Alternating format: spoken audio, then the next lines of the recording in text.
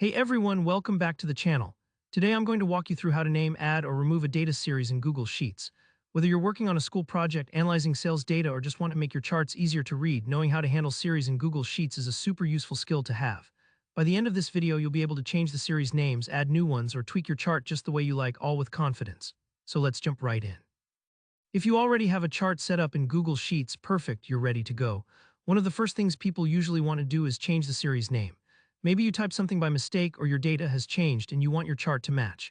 The series name is often pulled directly from the header cell in your sheet, so updating the text in the header cell will usually update the chart automatically. For instance, if your current series is called Product A but you want it to say Deluxe A, just click on that cell in your data table, type the new name, and watch as Google Sheets updates your chart's legend and labels immediately. It's a quick fix, but it makes your chart much clearer for anyone reading it.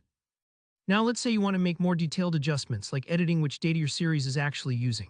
Here, how you do that, look for the three dots, that's the More menu at the top right corner of the chart itself. If you click there, you'll see an option called Edit Chart.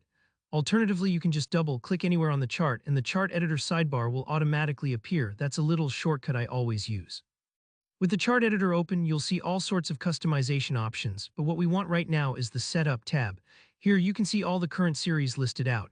Maybe you notice that a series is on your chart that you don't need, or maybe you want to add another one. Let's walk through both. To add a new series, maybe you realize that product D isn't being charted yet, and you want it visualized alongside the others. Here's what you do. In the Setup tab, scroll to where you see Series, then click Add Series. It'll prompt you for which data to use. There's a little box icon here. Click on that and it will let you pick the column from your sheet you want to add. Simply click the header or the column for product D, and you'll see that series pop up on your chart right away. Google Sheets pulls in the data and updates everything for you. Take a moment to check that the color and label look right. You can even tweak those if you'd like, but we'll cover that in another tutorial. And if there's a series you want to remove, maybe there's a category you no longer need displayed, you can just click the X next to that series in the chart editor.